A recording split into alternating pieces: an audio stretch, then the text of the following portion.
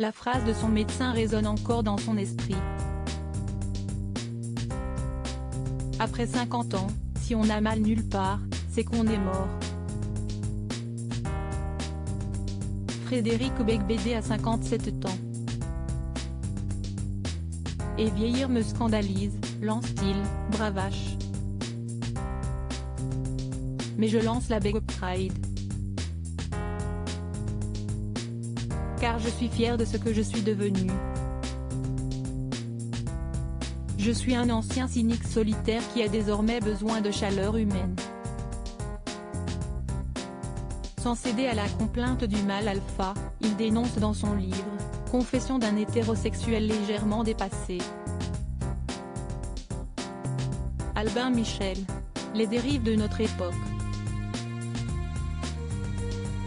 J'en ai assez d'être le symbole de l'hétéro-connard. Je regrette que l'on ait besoin de vivre dans la guerre des sexes. Je suis pour la paix. Il y a plusieurs années déjà, fuyant la caricature à laquelle on le renvoyait, il est parti s'installer au Pays Basque, à Guétari, avec femme et enfants. Ma fille aînée Chloé, aujourd'hui 23 ans, a grandi à Paris. Je voulais une vie plus proche de la nature pour mes 2 cadets, confie-t-il. Mais ce refuge n'a pas été si efficace puisque ma maison a été taguée. Un matin, le romancier retrouve les inscriptions de violeurs et de salauds.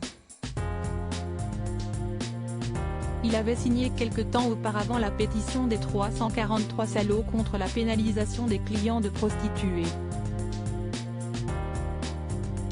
Ils ont enjambé la poussette de mon fils qui avait 6 mois. Ma fille de 3 ans m'a interrogé en découvrant les graffitis. Moi aussi je me suis demandé pourquoi tant de haine. Mon livre est né de cette question, pourquoi n'est-on plus capable de débattre? Il ne nie pas pour autant la part d'ombre de son passé. Certaines fêtes m'ont entraîné dans un gouffre. Il cite Sartre, ce qui compte, dit-il, c'est ce que nous faisons de ce qu'on a fait de nous. Ça aurait pu mal finir. Il évoque sa tentative d'arrêter la cocaïne après une garde à vue en 2008, sa rechute et son overdose le soir où il a obtenu le prix Renaudot en 2009. Ça aurait pu mal finir. Je pense qu'on n'en guérit jamais, c'est une lutte de chaque jour pour rester clean.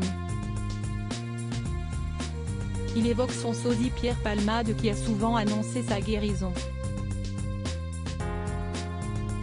Il faut être humble avec les addictions. Mais dans cette affaire, mon côté catholique prend le dessus. Que celui qui n'a jamais péché lui jette la première pierre, disait Jésus. Point pour lui, la cocaïne est la drogue des timides, des gens anxieux et solitaires. Elle donne une illusion de force alors qu'elle rend mégalo et insupportable. Mais on ne s'échappe pas facilement de cette secte, prévient-il. Son métier d'écrivain l'y a aidé. J'ai toujours mis un point d'honneur à vouloir rédiger quelques pages chaque jour, assure-t-il. Un électrochoc l'a conforté dans cette volonté, la fusillade au Ritz en 2018 à laquelle il a échappé. Des hommes cagoulés en avaient après les bijoux exposés. L'épisode l'a longtemps privé de sommeil. J'ai déclenché peu après un diabète. Il paraît que cela peut arriver après un choc, raconte-t-il aussi. Dans son livre, il expose aussi le réconfort qu'il a trouvé dans un monastère augustinien ou dans un stage en immersion dans l'infanterie marine. Dans les 2 cas, il y a une fraternité, une solidarité, des rituels et une discipline qui m'ont fait du bien. Et puis, poursuit-il, il y a eu la rencontre avec Lara. Avec elle, j'ai une vie plus équilibrée et heureuse, elle me maintient les pieds sur terre. En se foutant de ma gueule.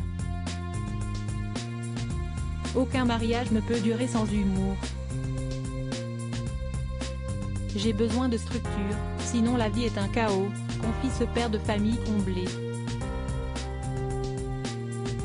Lui, qui a milité pour l'extension du congé de paternité, savoure de travailler à la maison, faire les courses et aller chercher ses enfants de 3 et 7 ans à l'école. J'adore aussi remplir et vider le lave-vaisselle. C'est le meilleur des antidépresseurs, s'amuse-t-il. Je le recommande. C'est comme prendre un Xanax.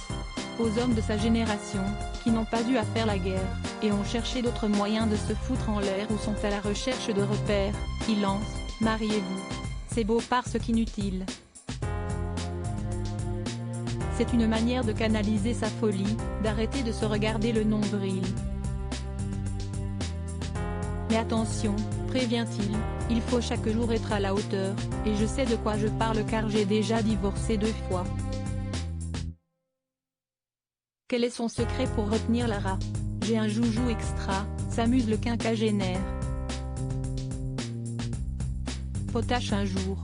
Cet article est à retrouver dans Gala N degré 1556 disponible dans les kiosques le jeudi 6 avril 2023.